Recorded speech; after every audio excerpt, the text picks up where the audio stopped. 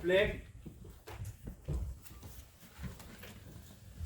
Donc, Genèse, le livre de la Genèse, le chapitre 19 nous relate les événements entourant Sodome et Gomorrhe. On va lire les versets 15 à 19. Ah, 29. Genèse 19, 15.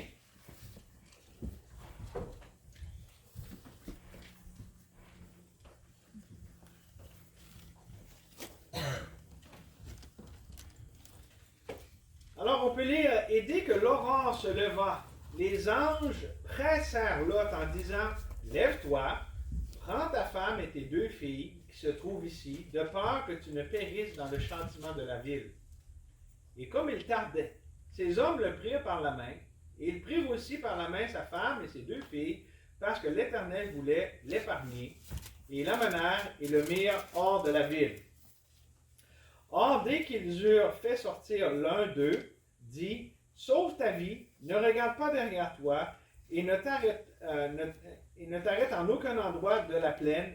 Sauve-toi vers la montagne, de peur que tu ne périsses. » Et Lot leur répondit, « Non, Seigneur, je te prie, voici ton serviteur a trouvé grâce devant tes yeux, et tu as signalé ta miséricorde envers moi, en me sauvant la vie.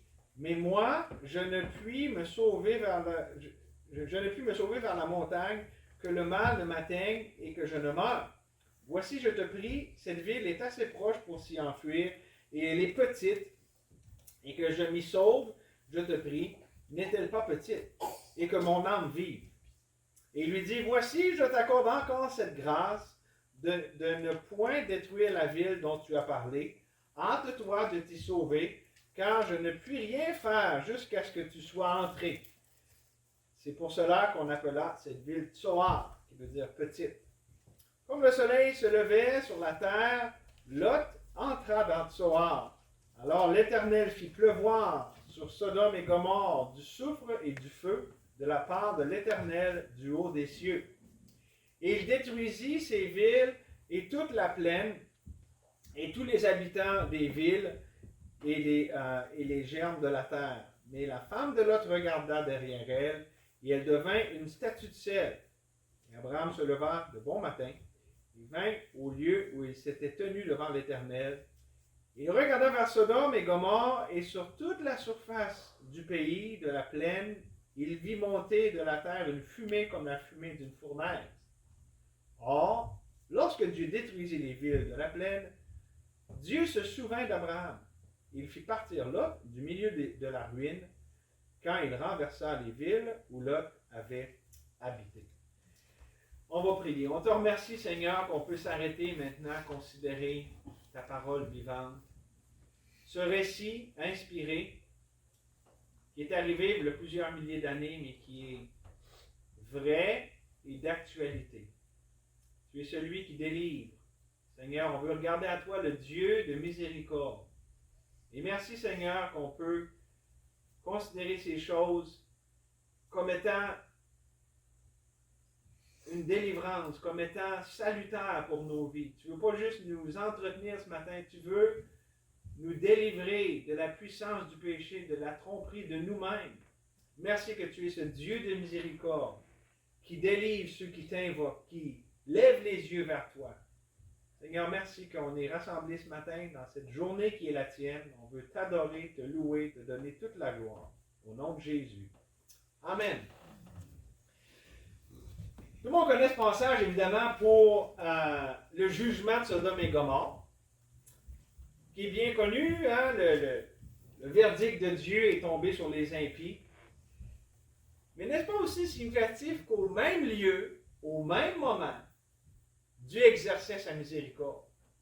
Et Dieu, on pense souvent comme ça. Sur la toile de fond de la méchanceté du jugement, il place sa miséricorde. La noirceur du jugement et des ténèbres qu'il y avait à Sodome nous montre avec plus d'éclat la miséricorde qu'il exerce envers Lot et sa famille ici. Et pour ça que j'aimerais qu'on considère aujourd'hui, dans ce message, la grandeur de la miséricorde de Dieu. On va parler de Dieu qui est miséricordieux. Et Dieu, dans son plan rédempteur, aime à comme ça mettre de l'avant sa miséricorde sur la toile de fond de la méchanceté humaine. Et on le voit ici, évidemment, l'endroit où est-ce que c'est le plus évident, c'est à la croix du Calvaire.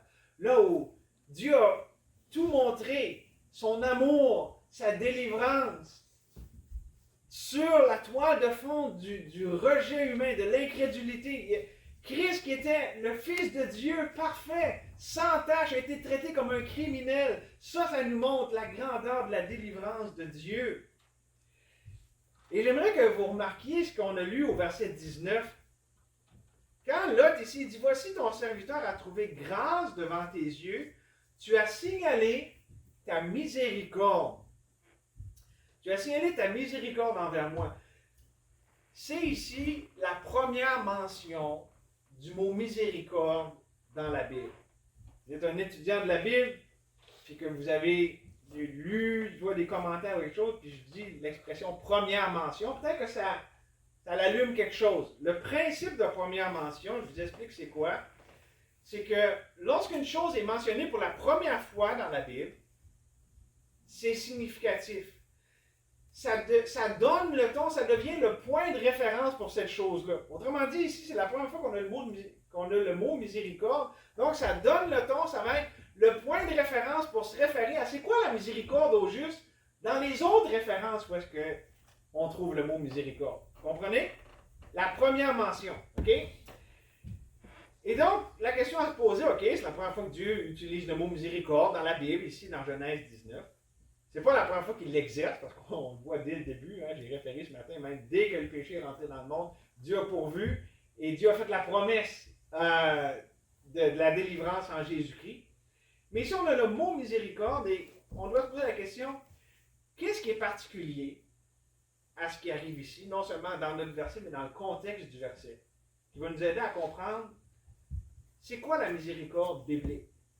Puis qu'on va pouvoir, après ça, avec toutes les autres références de la Bible, se référer à ça. C'est ça que ça veut dire, la délivrance, la miséricorde biblique.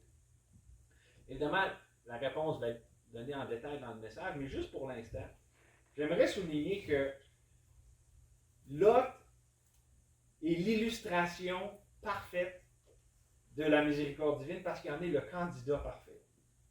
Lot, là, il ne l'avait pas bien, mettons. Il est le type du chrétien qui fait des choix par la chair, qui a un style de vie par la chair, que même ses pensées sont charnelles. Mais le Seigneur le visite et le délivre dans sa grande miséricorde. Pourquoi? Parce qu'il veut le sortir de sa condition misérable. Si vous prenez des notes, c'est ça la définition de la miséricorde. C'est délivrer de sa condition misérable. Délivrer quelqu'un de sa condition misérable. Là, on s'entend qu'il était dans une condition vraiment misérable. Il était avec les impies. La Bible nous dit qu'à chaque jour, il tourmentait son âme juste avec ce qu'il voyait et entendait de leurs œuvres criminelles. Moi, si vous me demandiez, là, si on avait juste le livre de la Genèse, et vous me demandiez, penses-tu que Lot était un juste qui craignait l'Éternel? Je vous dirais non.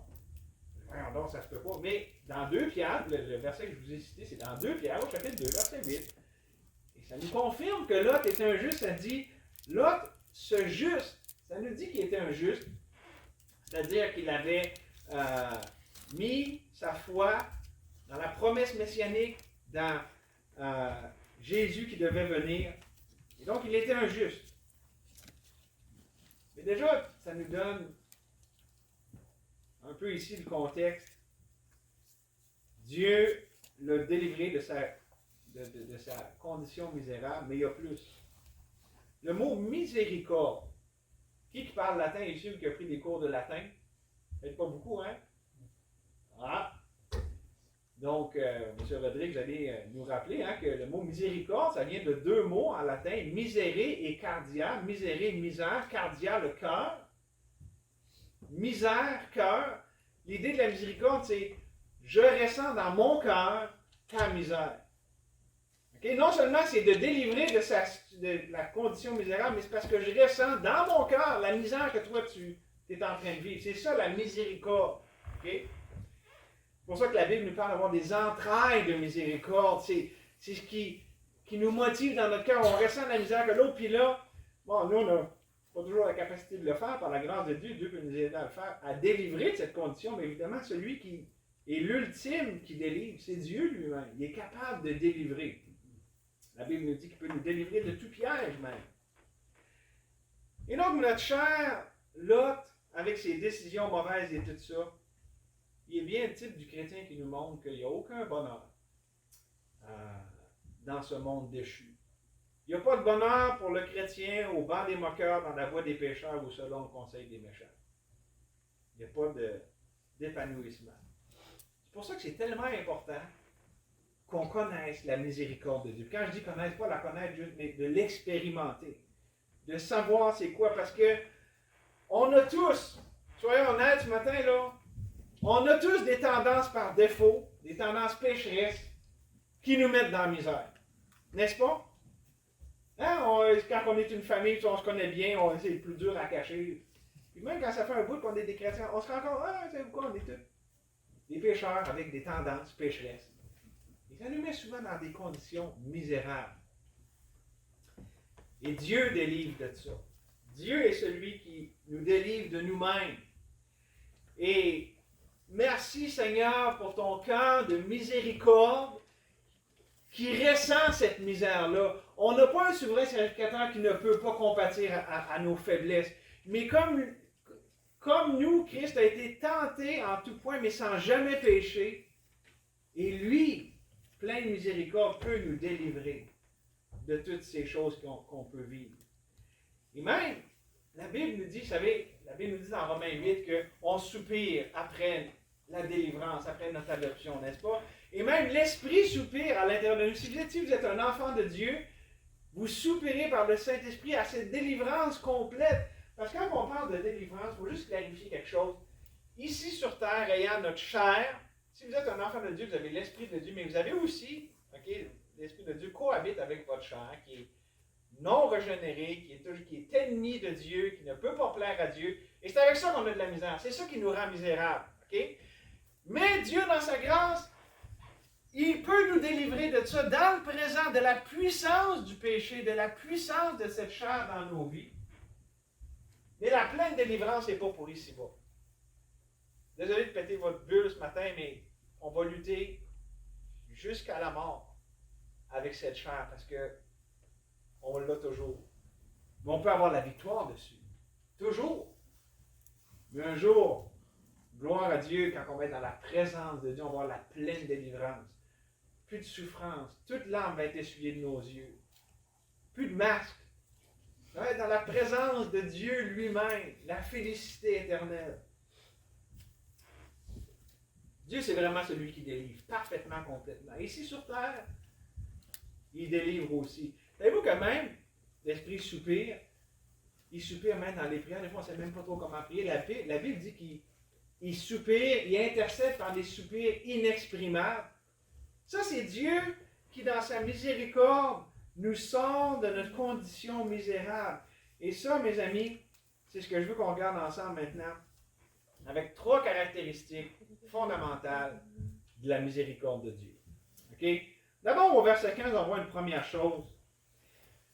La miséricorde est une initiative divine. Regardez au verset 15. Et dès que l'aurore se leva, les anges pressèrent Lot en disant, lève-toi, prends ta femme et tes 2 filles qui se trouvent ici, de peur que tu ne périsses dans le châtiment de l'île.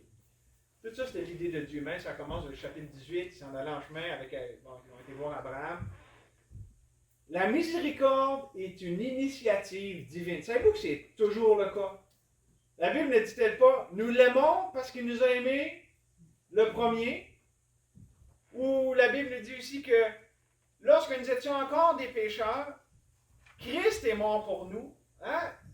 Dieu nous a aimés le premier. Dieu est allé vers nous avant que nous on aille vers lui. La miséricorde est une initiative divine. Je vais vous le démontrer avec quelques exemples. Dans l'Ancien et dans le Nouveau Testament. Pensons à Rahab. Quelle était l'occupation de cette femme? Prostituée. Avec tout ce qui va avec. Et elle est dans une ville qui attend le jugement imminent de Dieu, Jéricho. Et là, ça ne va pas très bien, mettons. On s'entend. Mais Dieu visite sa vie avec les espions et tout ça. Puis c'est quoi, comment l'histoire de sa vie finit? Elle est dans la lignée de Jésus-Christ. Elle a marié un Israélite, puis elle est l'arrière, je ne sais pas trop combien de fois, là. Grand-mère du roi David et la lignée messianique. Wow! Ça, c'est de la délivrance. Passons à Ruth. Plus noble comme occupation. Cette jeune femme, qui était aussi une païenne, les deux d'ailleurs, c'est quand on dit païenne qui n'était pas d'Israël, a été délivrée d'une condition bien misérable, mais elle, c'était dans le sens d'être vulnérable. À l'époque, il n'y avait pas le filet social qu'on a, étant veuve et une femme. C'était pas mal la situation la plus vulnérable que tu pouvais être. Puis là, tu fais ça fois deux, parce qu'il y a sa belle-mère puis elle. Donc là, il était complètement à la merci des autres. Et Dieu, on sait, hein? Puis en plus, elle étant païenne, était ostracisée, mise de côté. Ah, c'est une païenne, ça, parmi. Donc, dans une grande vulnérabilité, mise de côté, mais encore là, Dieu s'est occupé d'elle au point, puis sa belle-mère aussi, au point qu'elle aussi, elle est de la lignée messianique. Okay? Il y a eu l'enfant qui s'appelle Obed, qui est l'arrière-grand-père du roi David. La femme du prophète Osée. Vous connaissez sa vie, elle aussi de prostitution. Dieu l'a sorti, l'a racheté de cette vie de honte, et elle a pu avoir des enfants de façon légitime avec le prophète, et tout ça avait une valeur prophétique. Puis même que l'Éternel, même quand elle est retournée à son ancienne vie, l'Éternel encore l'a délivrée de ça. À 2 reprises, il a exercé sa miséricorde comme ça, pour lui donner un avenir. Dans le Nouveau Testament, pensons à la femme samaritaine, dans Jean 4. Elle aussi, pas un exemple moral. Mais Jésus-Christ l'interpelle, l'appelle, la sauve, la restaure de toute la honte. Elle était en pleine journée à aller au puits, seule, parce qu'elle avait honte. Normalement, les femmes allaient tous le matin tôt, parce qu'on a besoin de l'eau le matin pour faire toutes les choses, puis allaient ensemble, puis c'était... Bon, on va pas prendre le mot commérage, parce que sûrement qu'il n'y en avait pas de commérage, là, mais c'est là que les femmes parlaient, puis vous savez que les femmes aiment ça parler, puis ils faisaient tout le parlage ensemble. Mais elle n'était pas dans la gang. Elle était rejetée. Parce qu'elle avait son style de vie, tout ça, mais elle n'a pas été rejetée par Christ. Dieu l'a sauvée de sa condition misérable. Et au point qu'elle a même été un instrument pour emmener plein d'autres aux amis. Puis quand elle est revenue dans sa ville, elle a dit hey, j'ai rencontré celui qui est le Messie. Remarquez dans la vie de ces 4 femmes que je viens de vous mentionner, c'est Dieu qui a pris l'initiative, c'est Dieu qui a pris les devants. En envoyant les espions, pas dans n'importe quelle maison, mais dans celle de Rahab. Puis il avait même disposé comme Rahab, parce que elle et tous les gens de sa ville avaient entendu, il dit, il y a la crainte de l'Éternel qui est semée parmi tous les habitants du pays, puis dans notre ville, parce qu'on a entendu la grande délivrance que l'Éternel a opérée en faisant sortir votre peuple du pays d'Égypte. Donc déjà, c'est toute la miséricorde de Dieu, ça c'est l'initiative divine. Et même avec Ruth qui, on sait, a perdu son mari, était dans une famine, mais Dieu a visité son peuple en lui donnant du pain. Et c'est symbolique parce que Bethléem, ça veut dire la maison du pain. Et comme par hasard, quand elle retourne, elle tombe sur, puis en passant, c'est pas du hasard, là, c'est Dieu encore là qui est dirigé, qu'elle tombe sur le champ de Boaz, qui est devenu son proche rédempteur, et donc Dieu a exercé comme ça sa miséricorde. La femme d'Osée, directement, Dieu avait dit, va vers cette femme, cette prostituée. Dieu voulait opérer une délivrance dans la vie de cette femme. Et que dire de la femme samaritaine, où est-ce que Jésus, non seulement c'est lui qui a initié la conversation, chose qui ne se faisait pas. D'ailleurs, les gars étaient tous mal à l'aise quand ils sont revenus. Tu parles à cette femme, non seulement il parlait à une femme, ça ne se faisait pas. C'est dans les pays musulmans, c'est encore comme ça. Au Moyen-Orient, c'est quelque chose. T'sais. Mais en plus, c'était une samaritaine. Ceux qui étaient bien méprisés des Juifs. Donc Jésus a tout brisé les barrières sociales pour délivrer cette femme de sa condition misérable.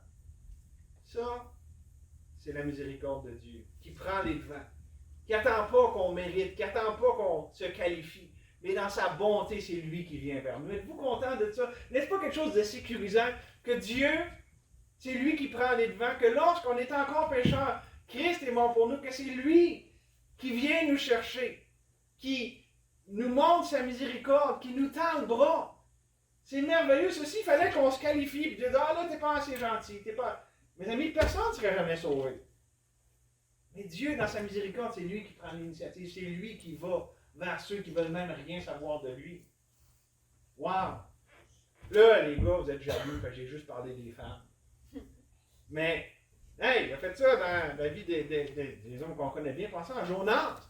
Non seulement il y a eu miséricorde envers Ninive, parce qu'on connaît l'histoire avec Ninive, mais il y a eu miséricorde envers Jonas, qui lui aussi devait être délivré de sa condition misérable. Si vous avez lu le livre de Jonas dernièrement, vous savez de quoi je parle. Que dire de Pierre, de Paul, de Nicodème, qui ont tous lutté avec Dieu lui-même, un peu comme Jacob aussi. Il y avait soit trop de confiance en eux-mêmes, de l'autosuffisance, où il y avait cette religiosité comme Paul, qui pensait en persécutant les chrétiens qui rendaient service à Dieu. Nicodème, qui était dans l'establishment religieux, puis ça l'empêchait de venir à Christ. Mais Dieu les a délivrés de tout ça, dans sa grande bonté. Et toutes ces personnes, autant les femmes que les hommes, autant dans l'Ancien Testament que dans le Nouveau, ont tous été délivrés de la même manière. La croix du Calvaire. Il y en a qui regardaient en avant, et d'autres qui regardaient... En fait, ils regardaient tous en avant, parce que c'était tous des exemples. La croix était... En fait, non, parce que Paul a été sauvé après. La majorité, ils voyaient la promesse qui s'en venait, d'autres l'ont vu qui était accomplie. Dieu délivre par la croix. Maintenant, je vais vous amener un point important ici. Ce matin, on a parlé un peu, le mal dans le monde. Savez-vous, il y a bien des solutions humaines au mal dans le monde. On va dire, le problème dans le monde, c'est les changements climatiques. Le problème dans le monde, c'est les inéquités. C'est le racisme, c'est ci, puis c'est ça. Puis là, il y a solution A, solution B. Puis c'est bien compliqué, puis il n'y a pas tout le monde qui s'entend, puis ça donne un cafouillis qui aboutit à rien. On va mettre ça très simple dans la tête. Dieu a donné une solution à tout le mal qui est dans le monde. Tout. Absolument tout. C'est l'évangile de Jésus-Christ. Avez-vous ça? Pensez à ça, là.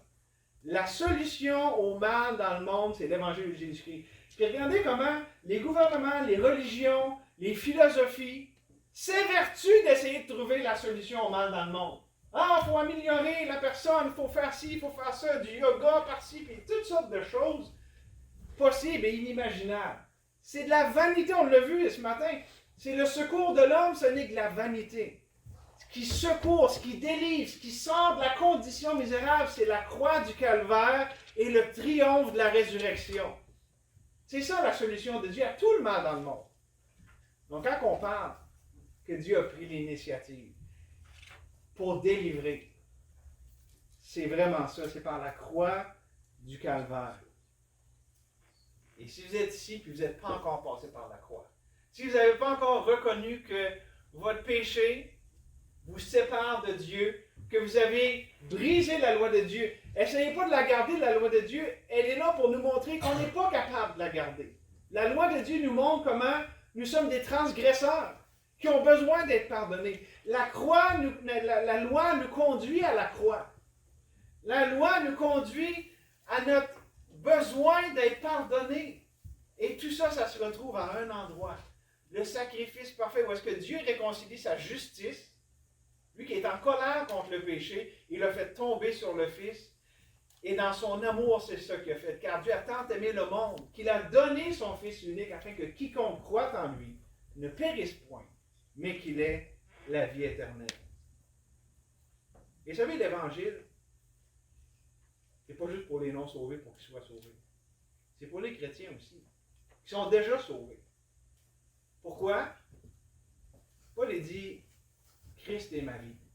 Il dit, j'ai pas eu de la pensée d'aller prêcher vous autre chose que Christ et Christ crucifié. C'est-à-dire, La croix, c'est ce qui doit déterminer tout ce qu'on voit dans notre vie. On doit vivre à la lumière de la croix, de la rédemption, de Dieu qui est venu réconcilier tout.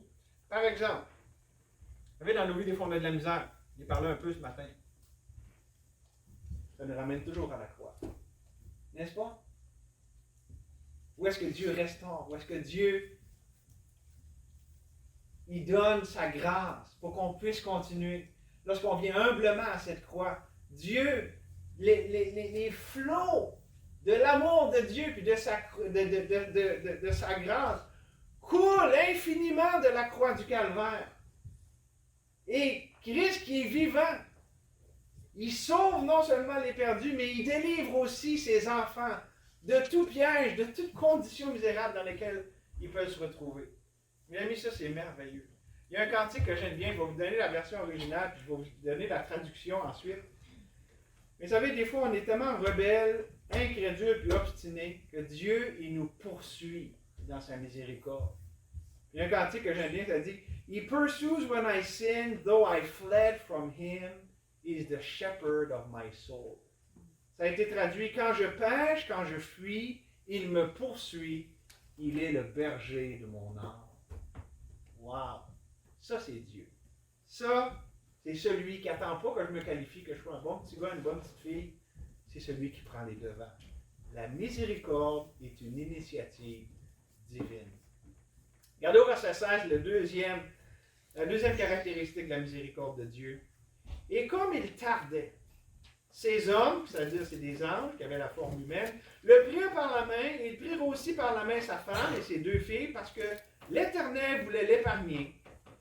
Et ils l'amenèrent et le mirent hors de la ville. La miséricorde, non seulement c'est une initiative divine, mais la miséricorde, c'est une délivrance divine. La miséricorde, je l'ai dit, c'est Dieu qui nous sort de notre condition misérable. Lorsque Dieu exerce sa miséricorde, il y a une délivrance qui se produit. Dieu, là où il y a de l'esclavage, il donne la liberté. Là où il y a de la haine, il va déverser son amour. Là où il y a un refus de pardonner, Dieu va donner la grâce pour le pardon. C'est ça la miséricorde, c'est une délivrance divine.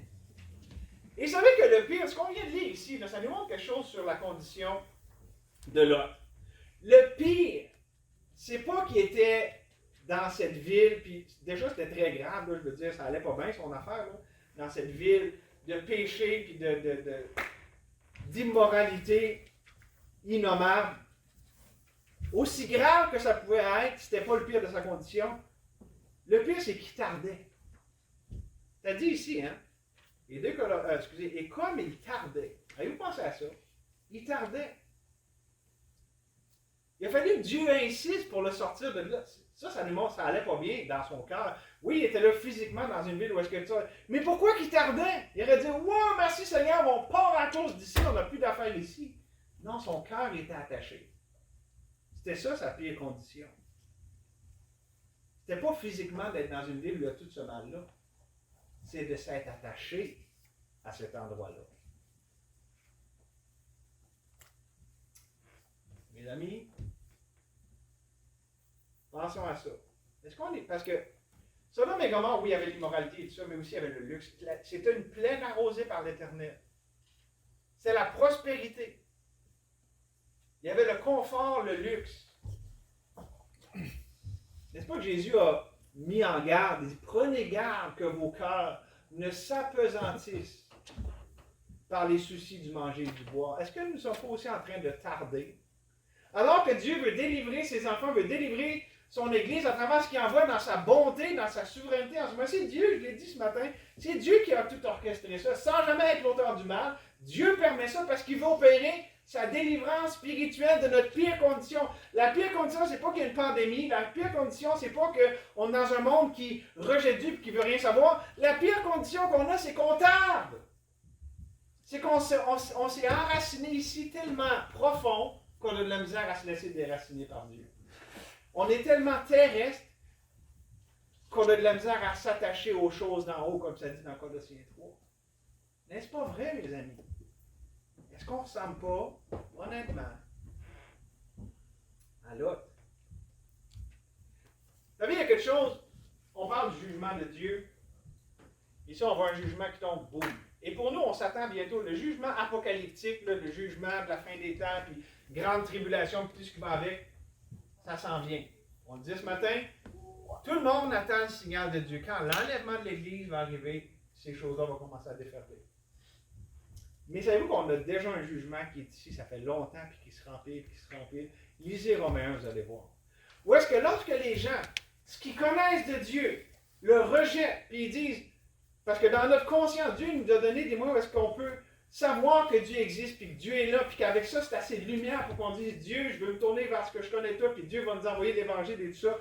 Et donc, ça, c'est le point de départ, ok? Dieu donne la lumière, tout ça, mais quand les hommes rejettent ça, la Bible nous dit que Dieu a un jugement qu'il donne, il dit, il les laisse aller à leur sens réprouvé. À leur pensée réprouvée, leur sens.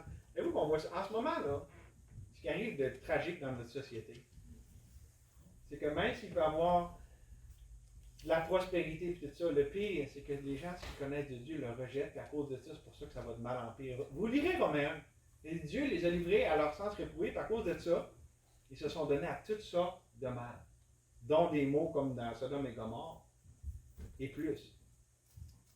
Il a dit quand même que ceux qui les voient les approuvent. Et les chrétiens, on ne doit pas tomber dans ce piège-là.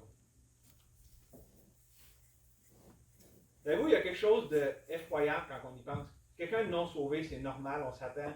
Il ne connaît pas Dieu, il ne veut rien savoir de Dieu. Dieu, dans son jugement, dit, OK, je te laisse aller à ta folie. Tu ne veux rien savoir de moi, continue. Puis ça, quand on est comme ça, sur le pilote automatique, on va se détruire. Okay? Si ce n'est pas de la grâce de Dieu, on s'auto-détruit. Mais ce qui est encore plus inquiétant, c'est quand l'Église de Jésus-Christ, c'est quand les enfants de Dieu embarquent dans ce train-là. Une chose qui m'inquiète énormément, c'est comment les gens répètent ce qu'on entend dans le monde, qui vient de pensées réprouvées, qui ne vient pas de la parole de Dieu, qui est toute la logique humaine, la pensée humaine, puis les chrétiens embarquent et disent, ben oui, c'est correct. Mes amis, ça, c'est passer à côté du Dieu de miséricorde. C'est passer à côté de Jésus-Christ. Je vous l'ai dit tantôt, les exemples qu'on voit dans l'histoire, c'est des gens qui disent, non, Christ est au-dessus de tout. Il a la prééminence, il est le commencement et la fin de tout. C'est à lui qu'on voue notre allégeance. Puis, quand même que tout le monde serait contre, quand même que ça ne serait pas populaire, je ne suis pas attaché ici, je suis attaché à ici haut. Moi et ma maison, nous servirons l'Éternel. Je vais rester attaché à Christ. Mes amis, que Dieu nous délivre. Que Dieu ait pitié de nous autres, de nous délivrer de cette condition misérable où est-ce que les chrétiens embarquent dans le train du monde pour répéter les mêmes choses, alors que je l'ai dit en première partie. Puis je l'ai même répété, la délivrance, c'est par l'Évangile. Dieu a donné une solution à tous les problèmes dans le monde. C'est la croix du calvaire. Puis c'est pour ça qu'on doit vivre. C'est ça. On ne doit pas vivre à la lumière du terrestre ici, maintenant, puis essayer de tout se sauver nous-mêmes ici-bas. Puis, vous avez vu c'est quoi qui va arriver avec ça? L'Antéchrist va arriver, puis c'est ça qu'il va promettre au monde. On voit en ce moment, là, comme deux courants qui montent. Les voix, ma compréhension des événements à la lumière de la parole de Dieu, ce que je pense qui s'en vient, puis on le voit selon... Vous savez, on sait que l'Antéchrist va venir, il va être trompeur, il va avoir des prodiges mensongers, il va amener la paix sur terre. Hey, déjà, on voit des choses qui se signent au Moyen-Orient, mes amis, c'est incroyable, on voit... On est proche, là, OK? Il va amener la paix, puis tout ça, ça va être une fausse paix, puis bon, OK? Mais regardez maintenant, c'est quand on regarde en ce moment ce qui passe. Regardez comment tout ça se prépare. Premièrement, un bon leader arrive toujours à un moment de crise. Hitler va monter de même au pouvoir, puis regarde, étudie l'histoire. On apprend des leçons de l'histoire. Les leaders qui sont devenus puissants, tout ça, sont arrivés dans des moments de crise comme Monsieur Solution. OK? C'est ça que l'Antéchrist va faire aussi. En ce moment, bon, on parle de crise, tout ça, mais regardez aussi comment, là, je ne parle pas de la pandémie, même au niveau social, on voit de plus en plus deux courants qui montent. Les courants qui sont plus, tout avec ce que le gouvernement, ce que les médias disent, puis ça, puis là, qui vont embarquer là-dedans, puis OK. Puis ça, c'est une pensée, puis une façon de faire, OK, puis il y a quelque chose qui va de ce bord-là. Il y a un mouvement qui va contre, il dit non, tu sais, puis on a besoin de nos libertés, puis tout ça, puis... Fait qu'il y a ces deux mouvements-là qui montent. Puis souvent, ils s'affrontent les uns contre les autres, même aux États-Unis, avec ce qui arrive, les élections, seulement à un moment donné, ça va-tu péter? Il y en a qui disent, écoute, ça va-tu finir en émeute, en même. Il y en a qui parlent de guerre civile, parce qu'il y a ces deux courants-là qui montent. OK? Vous êtes avec moi? Vous comprenez ce que je veux dire? Bon. Je vais juste décrire l'état des choses. On voit ça monter de plus en plus. Maintenant, ça, c'est le désordre, c'est le chaos. Une maison divisée contre elle-même se détruit. Okay? La société ne peut pas marcher de même avec des groupes antagonistes comme ça. Mais un monsieur qui s'appelle Nicolas Machiavel a écrit il y a longtemps un livre qui s'appelle Le Prince. Puis là-dedans, une des choses qui montre, c'est qu'il a juste souligné des principes qui étaient là. Il met tout ensemble dans son livre. Diviser pour régner. Quand les gens sont de même, ils sont tous divisés. Puis que là, le gars il arrive et dit moi, j'ai la solution à votre problème. Je vais vous amener la paix. Vous voulez vous chicaner? Vous avez des problèmes, ça? Moi, je suis celui qui vous amène la solution dont vous avez besoin. OK? Moi, je pense que c'est ça qui va arriver avec l'Antéchrist. OK? C'est arrivé dans l'histoire, puis lui, il va faire ça. Il va faire ce que Hitler a fait localement en Allemagne, ce qui a été fait à d'autres endroits, mais lui, il va faire ça sur une échelle planétaire. Parce que ce qu'on vit aussi, c'est unique, c'est au niveau planétaire. Voyez-vous comment tout est prêt pour l'arrivée de cet homme impie, ce menteur, ce trompeur, qui va amener une fausse paix avec ces mouvements-là qui vont amener à avoir en harmonie. D'ailleurs, même si au Moyen-Orient, regardez qu'il y a des pays anti-Israël, puis déjà on voit cet esprit-là de tromperie qui est en train de s'installer avec toute une fausse paix. Pourquoi je dis fausse? Parce que c'est juste terrestre. Parce qu'il va y en avoir une paix, là. Okay? Prophétiquement, c'est supposé avoir le temple qui est construit à Jérusalem. Si on pense, si vous comprenez un peu la politique du Moyen-Orient, ça ne se peut pas, un temple à Jérusalem, voyons donc. Bien, ça va se faire. Mais ce que je veux vous amener, c'est que toute cette délivrance, c'est terrestre. Et nous, les enfants de Dieu, ce n'est pas notre domaine. Même s'il faut qu'on soit en prison pour qu'on soit rejeté, c'est pas ça notre souci. Pourquoi? Parce que c'est pas ça notre cause. On n'essaye pas de sauver le monde avec les moyens du monde. On veut amener les gens à être sauvés par l'Évangile éternel. Il faut qu'on vive à la lumière de l'éternité. Il n'y a pas de salut dans Sodome et Gomorrhe. Puis on vit dans Sodome et Gomorrhe et voué à la destruction. Même s'il y a une fenêtre de paix, ultimement, on sait comment l'histoire finit, ça va tout être détruit. Le jugement de Dieu attend notre société. Donc, notre combat, quand Paul dit à Timothée, combat le bon combat. Ça veut dire qu'il y en a un mauvais aussi. On n'est pas appelé à être des gens qui essayent, faut être une influence de celle de la terre et tout ça, mais le combat le plus important qu'on a, c'est celui qui est éternel, celui d'amener une personne à la fois, les gens à Jésus-Christ, pour être réconciliés avec Dieu. Et c'est ça la plus grande condition misérable du monde en ce moment et de l'Église. On a vu la femme de Lot. Vous connaissez l'histoire de la femme de Lot? Elle se retourne, elle devient une statue de sel. Savez-vous c'est une image de quoi, ça? La nostalgie. On a perdu des affaires. Hein?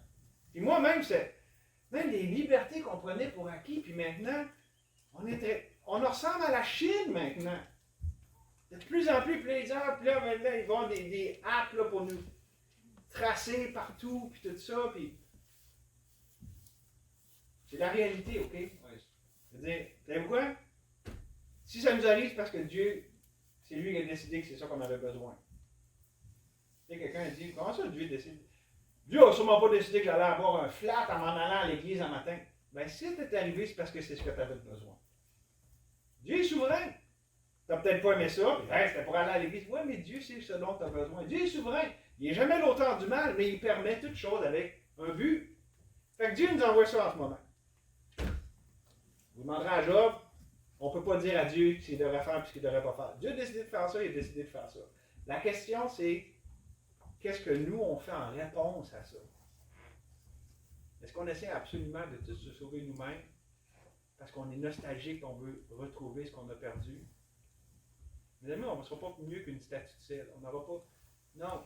La nostalgie qui nous fait regarder derrière, qui veut nous faire retrouver ce qu'on a perdu, ça ne sert à rien.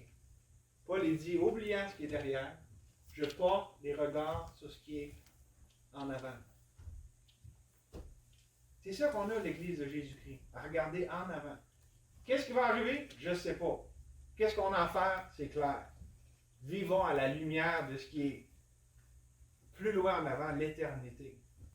La Bible nous dit que notre vie, c'est quoi? Une vapeur. Du côté, il dit ça, il dit, on prend la bouilloire, puis on enlève le fil, là. Hein? C'est ça notre vie. La petite vapeur qui reste, puis en comparant à l'éternité, mes amis, on va perdre notre temps ici-bas sur Terre avec toutes sortes de choses, alors que Dieu nous a mis ici pour qu'on ait un impact éternel. Pensez-y, si par notre vie, nos prières, notre réponse à ce qui nous arrive, on peut influencer une âme éternelle à passer l'éternité dans la présence de Dieu, qui est le plus glorieux, le plus merveilleux de tout, mes amis, ça vaut la peine. Ça vaut la peine. Ça m'amène à la troisième caractéristique de la miséricorde de Dieu. Non seulement c'est une initiative divine, non seulement c'est une délivrance. Oh, mais préparez-vous à celle-là. Verset 29. Elle agit en réponse à la prière.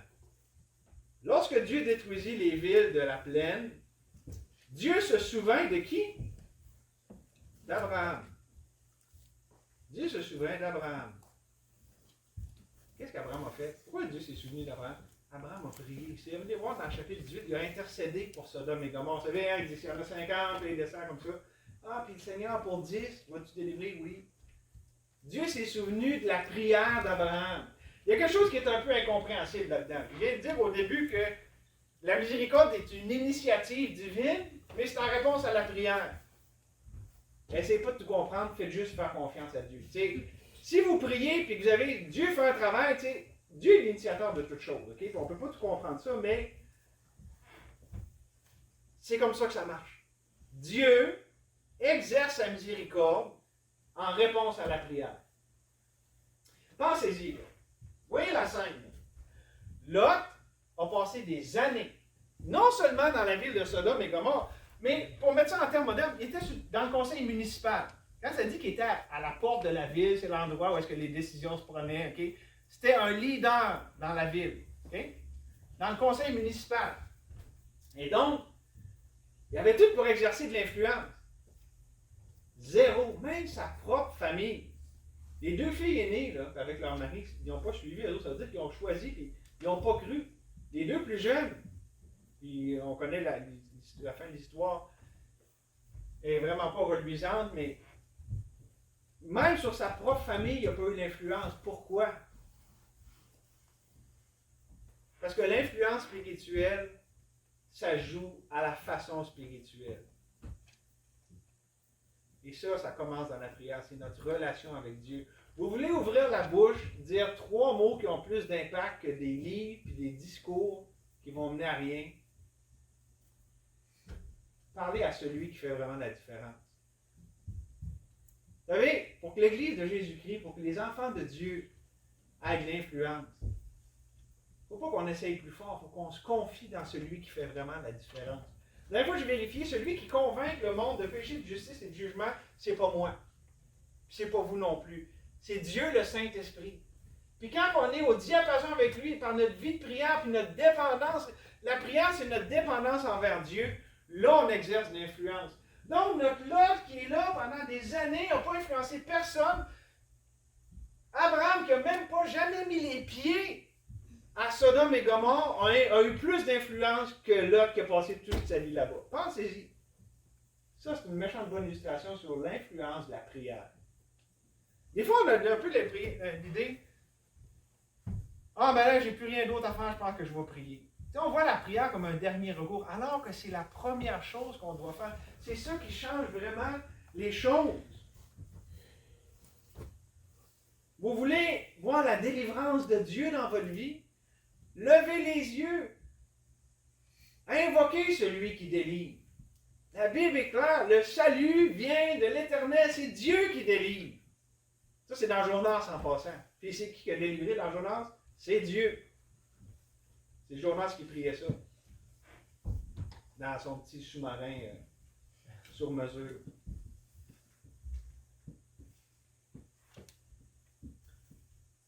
Des moments dans ma vie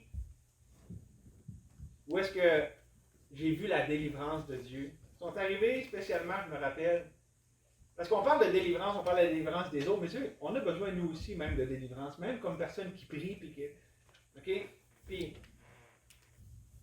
ça vous est sûrement jamais arrivé à vous autres, mais des fois, des moments d'apathie dans ma vie de prière, des moments où je pouvais être bloqué. Et j'avais pas cette liberté du Saint-Esprit dans la prière, dans la présence du Seigneur. Puis là, le Seigneur, dans sa bonté, puis Dieu est personnel, il mettait le doigt sur quelque chose. Puis aussitôt, au moment où est-ce qu'humblement, je confessais ça à Dieu, puis que je m'en remettais à lui, la délivrance était là, la liberté revenait. Et mes amis, ça, c'est merveilleux. Et c'est ça, c'est à ça qu'on est appelé. On est appelé à la liberté, mes amis. La vie chrétienne, c'est une vie de liberté. Pensez à ça. On parle d'un monde, puis on entend ça, je parlais des New Movement, il y en a un qui parle beaucoup de liberté, puis tout ça. La personne qui valorise le plus la liberté dans l'univers, c'est Dieu. C'est lui qui donne la vraie liberté. La liberté, c'est pas la liberté de faire ce que je veux. La liberté, c'est la liberté de faire ce qui est bien. Parce que faire ce que je veux, ça peut souvent me rendre bien esclave. C'est pas la liberté. La vraie liberté, c'est Dieu qui la donne. Pensez-y. Dieu, quand il a créé le monde, le paradis terrestre, Adam et Ève, il était dans une parfaite liberté. Il y avait un règlement. Pensez à ça, là. On vit, là, il y a toutes sortes de règlements, hein. Les enfants avec vos parents, vous en avez. Il y a le code de la route, puis, OK? Il y a des règlements, c'est normal, on a besoin de règlements, parce que sinon, ça serait tout déréglé, OK? Mais quand Dieu a créé, il y avait un règlement. Pourquoi? Parce que Dieu valorise la liberté. Puis il y avait un règlement, puis à cause qu'ils l'ont brisé, ils ont tout perdu cette liberté-là. Le règlement, c'était quoi? Il y a un arbre au milieu que tu ne peux pas toucher. C'est ça le règlement. Le reste, c'est parfaitement libre, mon ami. Quand on ne choisit pas Dieu, quand on n'obéit pas à Dieu, on perd, mes amis. On perd toujours, puis on perd gros. C'est arrivé en Éden, mais on retrouve la liberté en Jésus-Christ. Savez-vous, c'est ça la rédemption. Ce qu'on a perdu dans le jardin d'Éden, en croyant au mensonge du diable, en se soumettant à lui au lieu d'à Dieu, on a perdu la liberté. Et dans le deal, en plus, on a gagné de l'esclavage. On s'est vraiment fait avoir. Hein, je parlais de nature pécheresse, ça a tout commencé à la chute. Mais Jésus est venu restaurer ça. Et si on est dans ce monde, c'est parce qu'on prêche cette liberté. Savez-vous, je disais que toute la solution au mal dans le monde, c'est par Jésus-Christ. Pensez ça. Même si on faisait des révoltes, des révolutions, des manifestations, puis tout ça, au bout du compte, ça ne peut pas nous amener la vraie liberté de l'amour de Dieu, la paix de Dieu, la joie de Dieu, celle qui chante en prison comme Paul et Silas, celle qui triomphe des circonstances. C'est juste Jésus-Christ qui peut donner ça. Ça ne vient pas d'ici, puis que ça nous est donné, ça vient d'en haut, puis ça nous est donné. Je veux terminer avec cette pensée. L'influence spirituelle qu'on a, c'est lorsque Dieu exerce sa miséricorde en nous, puis à travers nous. C'est une initiative divine. C'est pour ça qu'il faut qu'on demande à Dieu. Dieu fait quelque chose. On ne peut pas le faire nous-mêmes. Il faut que ce soit Dieu qui le fasse. Puis c'est une délivrance. Dieu, si toi tu fais ça, vraiment, la situation va changer pour lui. Il va avoir une délivrance. Mais tout ça, selon la sagesse de Dieu, selon ce que lui nous a dit, c'est par la prière. Et je veux finir comme ça ce matin. On parle de la grande miséricorde de Dieu. Puis je ne sais pas à quoi vous pensez en ce moment, peut-être pour votre vie à vous. Peut-être pour quelqu'un que vous aimez et que vous voyez qui est vraiment inscrit, ça va vraiment pas bien. Mais je veux terminer là où c'est le plus important, au pied de la croix, là où toute la plus grande délivrance et toutes les délivrances commencent et toutes où est-ce qu'elles sont délivrées, la croix du Calvaire. Et peut-être que vous avez une situation, vous ne savez pas par où commencer, puis tout ça, vous dites comment je vais pouvoir m'en sortir. Vous pensez à cette personne-là, puis mon ami, c'est donc bien. Je veux qu'on termine en prière. Parce que c'est comme ça que ça commence. Vous voulez voir la délivrance de Dieu, il faut aller voir celui qui délivre. C'est pas plus compliqué que ça. C'est pas plus compliqué que ça. On va chanter un cantique qui est une prière. Mais je vais prier. Puis, je Je vais vous laisser après juste prendre un moment pour aller devant celui qui délivre. Aller là où toute délivrance coule à flot, à la croix du Calvaire. Et là, vous allez pouvoir voir le salut de l'Éternel, la délivrance que lui donne. Là, vous allez pouvoir laisser Dieu avoir l'influence que vous voulez avoir. Seigneur, on te remercie que tu es le Dieu de toute miséricorde, que tu es celui qui délivre réellement. Tu n'apportes pas comme ce monde une délivrance temporaire, une délivrance qui ne dure pas, mais tu amènes la vraie délivrance, celle qui triomphe des circonstances. Merci Seigneur que tu révèles ce qui est profond et caché. Tu connais ce qui est dans les ténèbres et la lumière demeure avec toi. Sonde nos cœurs, Seigneur. Révèle à nos consciences ce qui est profond et caché dans nos cœurs. Seigneur, on soupire après ta délivrance. Ceux ici qui sont tes enfants, on soupire après ta délivrance. Et Seigneur, on veut prier pour ceux qui ne la connaissent pas encore, soit qui soient ici dans cette salle, ou qui ne sont pas avec nous ce matin. On te prie pour ceux qui ont besoin d'être délivrés de la pénalité de leur péché, du salut de leur âme. On te prie pour eux, Seigneur, qui voient la croix, qui voient que tout est accompli, qui n'ont rien à faire, mais il faut croire, se confier dans ce que toi t'as fait. Seigneur, on s'en remet entre tes mains. Esprit du Dieu vivant, toi qui intercèdes pour nous, puisses-tu diriger ce temps. Est-ce qu'on veut s'arrêter au pied de ta croix? Amen.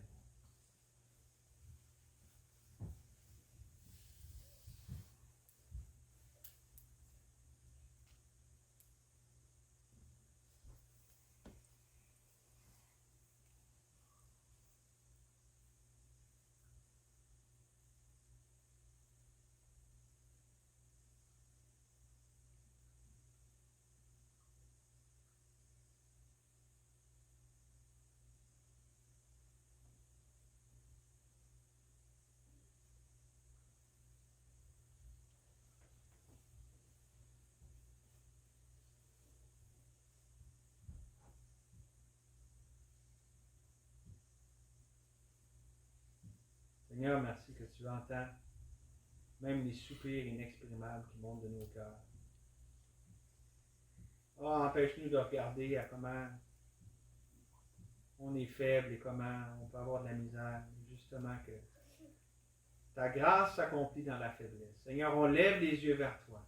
Du sein de notre misère, du fond de la fosse, on invoque ta grande miséricorde. Et merci que tu es le Dieu de miséricorde. Tu l'as prouvé, tu l'as démontré avec la glorieuse croix du Calvaire. En triomphant de la mort du tombeau, tu es le grand vainqueur. On veut marcher dans cette victoire, Seigneur. Au nom de Jésus. Amen. Amen.